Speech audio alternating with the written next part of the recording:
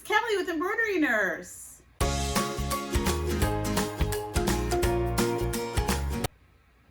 So today I wanted to show you how to monogram a dress, something that you will probably do 10 million times in your embroidery career. And right now, if you can see to my left, it's Christmas time with all this red and green. So I did a big pre-order with my group, and I also sell these on my Etsy page of Christmas monogrammed dresses. And this is a lesson I wanted to share with everybody before I even got through the whole tutorial, right? So I sell these dresses all year long, right? They are amazing. They have long sleeve and they have short sleeve. I get them both from ARB Blanks and from Blanks Boutique. These right here are from ARB Blanks. I love them. They're called their Empire Ruffle Dresses. So cute, so comfortable to wear. Just highly recommend them. But I wanted to give you a piece of business advice. So this, red and green, I sold as Christmas dresses. So I'll show you here what it is that I actually posted. So I have a red dress with a green monogram and a green dress with a red monogram and called them Christmas dresses, which of course they are based on our traditional colors, right? But this is the same dress that I sell in aqua, in black, in purple, in white, in orange, in pink, and every other color under the sun. But I have different posts and listings for the different colors. So I have one general post that has every color that you can pick from. And then seasonally, I will add a post. And for instance, in March, I'll have a separate post with this green dress that will say monogrammed St. Patrick's Day dress. In Valentine's, I'll have a listing that says monogrammed Valentine's dress. So nothing changed about the dress or the monogramming or anything other than the fact that I'm able to list it and sell it in different ways depending on the season or, something coming up. This one would be a good one to do, monogrammed Easter dress with that really pretty color. Monogrammed Mardi Gras dress. Monogrammed Halloween dress. So you can take lots of different listings that you have and really repurpose them. So I highly recommend that. I keep the listing with all the colors open year round. And then I keep them all up year round. I keep all my listings open normally. But specifically we'll push the, Valentine's dresses, the St. Patrick's Day dresses. It just depends on what season or holiday we're at. I could also do red and navy blue and white. I've done pictures with that and have people pick their 4th of July dresses. So just be creative and just think kind of like, what are people looking to buy right now? And right now we're in the beginning of November. People are looking to go ahead and plan their Christmas outfits. So I'm going to be doing a whole ton of red and green monogram dresses today. So I thought this would be a good time to do a tutorial on how to monogram a dress. Very simple. I do two different ways. When I have these larger sizes, like here I've got a couple of size 8 to size 10. Those are super simple to do straight on straight hooping on the machine. I prefer to hoop. For me, machines were designed and made for hooping. So I try to always go back to that when I'm using my machines. I try to hoop what I can because I feel like it gives you the best results. Now there are certain sizes that are just harder to hoop when they're smaller. So for instance, this size 2T, which is not one of my Christmas dresses, I'm not able to monogram this one with the hoop as easily, so I use a fast frame for this size. So I'll show you both ways and you can determine which one works best for you. You can also do these on single needle machines without doubt by hooping them. And you just kind of have to hold the rest of the dress out of the way. So you kind of make a big circle with the, part of the dress. But I found that dresses were a little bit easier to do on a single needle than a t-shirt because it was easier to kind of move all the extra fabric and kind of make a big circle out of it.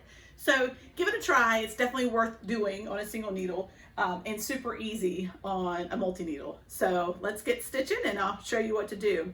I also recommend if you do post something like this, you simplify you know, what the monogram style would be, I posted it with one monogram style. Nobody that ordered from me asked to change it. They liked the one I picked. I just used regular interlocking. So it took away the game of 20 different decisions. Sometimes people like it to be narrowed down just to one or two. So this one, they're all going to be the exact same style of monogramming and interlocking style, which is very popular. I also recommend in advance buying the colors that you need. Since I knew I was going to be doing lots of Christmas stuff coming up, I went ahead and ordered extra green, extra red, and I use these as well a lot during Christmas, my gold and my silver and my white. So these just came today as well. This will be really helpful in this project because when you have more than one machine, it's really helpful to have one of each color, because I can't tell you how annoying it is if the color that you need is on a different machine. But what I'm probably going to do, because I kind of have equal green and red dresses, I think I'll set up one machine for my red dresses and one machine for my green dresses and go from there. So here we go. Let's go to it. I'm also going to show you how to do this in Brilliance Essentials so that you can understand how we pull in a monogram and actually put it onto the machine. All right, here we go. Okay, so here we are in Brilliance, and we want to go ahead and make a monogram that we're going to put on our beautiful Christmas dresses. So let's go for it. So we're going to just go up here to the top. Let me show you the whole area here. And we're going to pick Create Letters. And then we're going to come down in our drop down area here. And the only monogram style that I even offered, and no one asked to change it, was my interlocking. So this is my Itch to Stitch Intertwined Vine. And I'm going to, depending on the size of the dress, now for like the larger size dresses, I do want to use a larger monogram. So we're going to say about 3.5 is about the norm. When I do interlocking, I want my middle last name, the middle letter, to be on top, and I want the first and middle names to kind of be behind, because to me that's what you want to stand out, the last name, which is bigger. So to do that, I actually will put the monogram on there twice. I'm going to do the middle letter, so this person's name, their middle letter is a W, so we do that in lowercase, and then next I'm just going to press it again. It brings up the last one I use.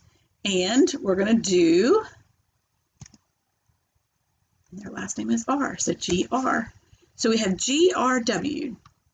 Okay, so then what I do is I take one of the grid lines, so these lines right here, and I will line it up so that the bottom of both sides is within that. And then I just kind of take a look at it visually to see, is the, two sides, are they the same distance apart from the center, and if not, then you can adjust it a little bit, and that looks good. So I just kind of circle the whole thing, and I center it in the hoop, and there you go. It's so simple, so easy. It literally takes 2 seconds. And so now what I'm going to do is I'm going to print it out, because I love to have my printed grids, and we'll go from there. And so now I'm going to show you how to do it onto the dress. Here we go. Okay guys, I'm just going to show you the craft space. You don't have to see me to understand what we're doing. We've got our dresses here and we are ready. So the first one I have is an 18-month green ruffled dress, and the monogram is ISC. So I went ahead and printed it out. So we're going to take this. So the smaller sizes, like I had mentioned, are the hoop does not fit in it. It just does not. So I don't want to stretch the hoop or stretch the dress. So what I do for the smaller sizes is I use my fast frames. So first thing that we're going to do is we're going to cut out the monogram. And if you have a bunch, I won't print out any more of the monograms, even though I've got like 12 dresses to do tonight. I'll use this same one as my template. So I'm going to take my dress and I am going to find the center. So 4.5 right there, and we are going to go ahead and pin that on. So I put 2 pins, top and bottom, and I pin this straight onto my dress. And I do this for everything, y'all. I print everything out. Some people think it's excessive, but for me, it has always been my go-to and what I feel like is a fail-safe process. It kind of moved a little bit. Okay, so I'm just gonna double check that again since I moved it around a couple of times. Adjust it a little bit and we're good. So for this, I'm going to use sticky stabilizer, and I do feel like in the end it comes out well with dresses because they are of a slight stretch that I can get the sticky off very easily. So I just cut it to size. I do prefer to hoop things and use my cutaway, but for the smaller sizes, you just kind of have to make do to make it work. So there's my sticky stabilizer. We are literally going to slide it up through this dress here.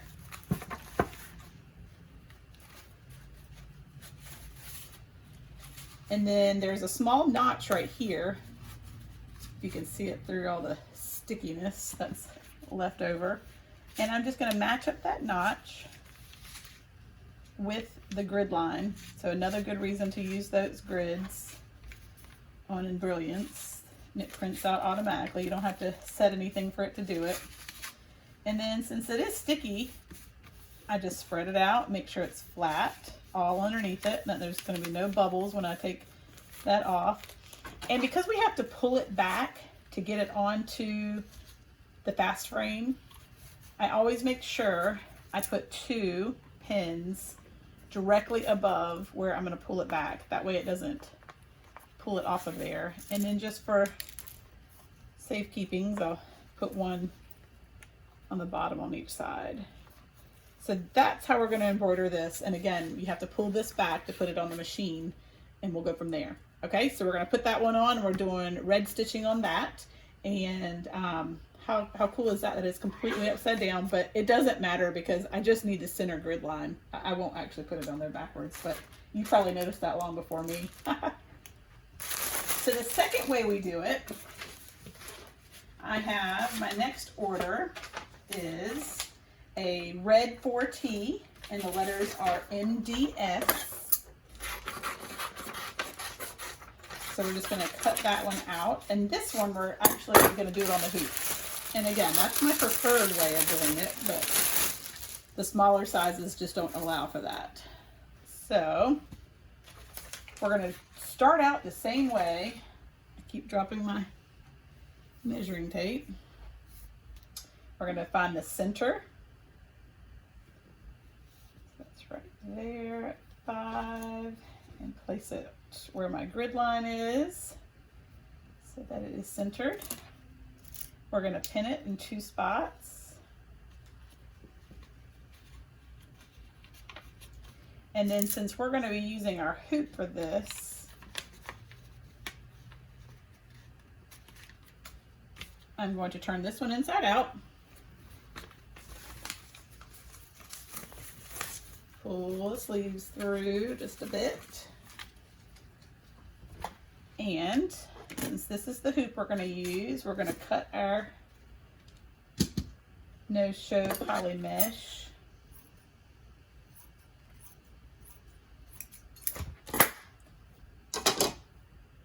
And then we're going to use just a little bit of our spray adhesive. I'll link all the supplies that I use below if you guys are interested.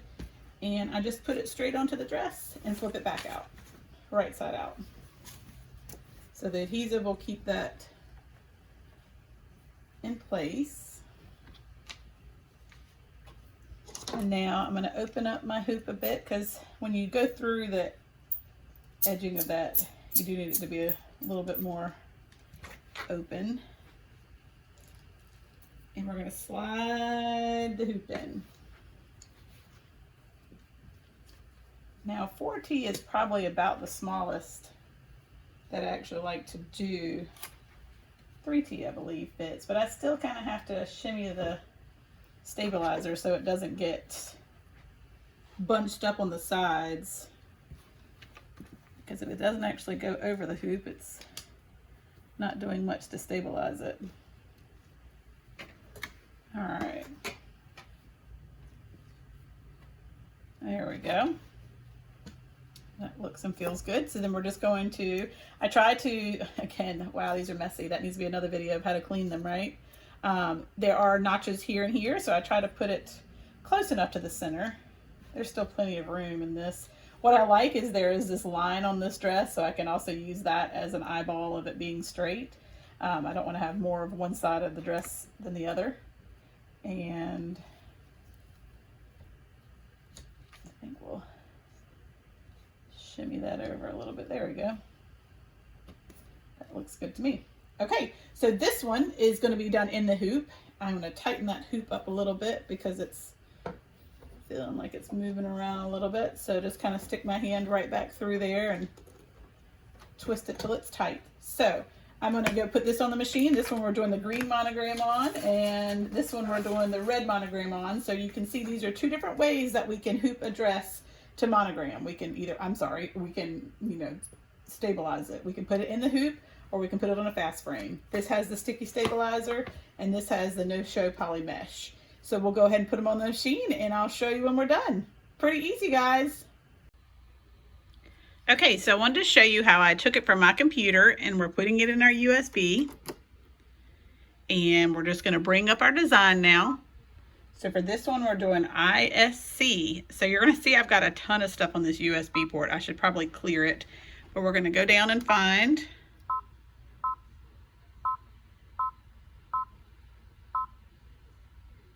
ISC. Got it right there, and you can verify that that's the one we've got right there, but it's not too much of a glare. ISC, and we're gonna set, and we don't need to change the size or rotate or anything like that. So now we're just going to make sure we, with our laser there, match the grid. So there's the center of our grid. So we're just gonna move it up and over to be in the center of our grid. Perfect. So you can see right there, it's in the center of our grid, so we know that it's exactly where we want it to be, right? So now we can take our paper off. We don't need that any longer. And it looks like there's a little bubble right here, so pull that so it's flat. So good. So we're nice and flat, and we're good. So now we're literally just going to tell it to sew. This one says sew, the other one says embroider, the newer version. And we're gonna pick our thread. So it's just reminding us to pick our thread here. And we're gonna use number 6. I don't set the colors on here ever just because I'm always changing colors. So number 6, I know that's where my red is up there. So we're gonna do number 6. We're gonna set that, and we're good to go. Now, we literally just need to tell the machine to do its thing. And I've done the same thing over here already. You can see I've got the red dress hooped. We've got our green thread up there for it, and we have our initials that are already set up here. MDS, that's what we're working on. And I actually don't think I told it what color to use yet. So you can see I'm pressing embroidery there, and it's telling us to pick. So we're gonna pick 6 because that's where it is as well, and they're both ready. So we're going to go ahead and stitch these out, and I'll show you the end product in just a minute.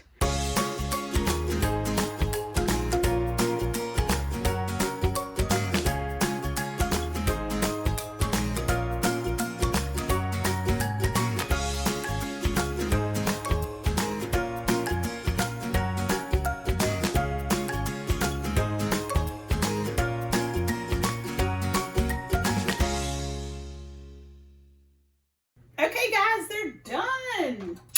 So we had our hooped red. How pretty is that green on that? Oh my goodness, that definitely screams Christmas, doesn't it? So with our hooped one, we just need to pull the hoop out, and we will take the back, and we will actually cut away around the monogram, and then we will put our Tender Touch on top of it so that it's not scratchy for the first couple of times that we are having someone wear it. But how cute is that? I love it. And then our green version, remember we did this on the fast frame, equally as beautiful. For this one, I mean, that red is just, whew, love it. I do love Floriani thread. It just gives it such a nice pretty sheen, and when you're doing something that's kind of a little fancy, I always think it shows up so nicely. So I just pulled the pins out of that, and again I'm going to take it inside out. And then for this, you literally are just going to pull the sticky stabilizer off the back. So what's easy is you can just kind of pull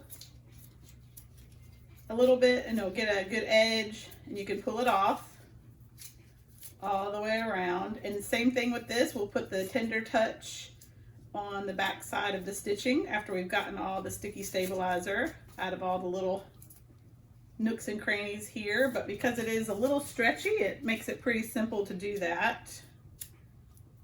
And then I end up wearing little pieces of stabilizer on my feet when I go downstairs. Okay, so there's a few more little pieces I'll pull away, but then we'll iron on the tender touch on the back. But just to show you how beautiful, just a simple monogram on a dress. I always iron it before I send it out, just the monogram itself, so it lays down real nice. But just to show you, there's the green and red and the red and green, and now we've got a beautiful monogram dress for the season. Hope that helped. I'd love for you to like this video, share it with someone that you think could use some help or how-tos for embroidery, and subscribe and press that bell so you get notifications when I make new videos, and I'll be making something for you soon. Hope you'll have a great day.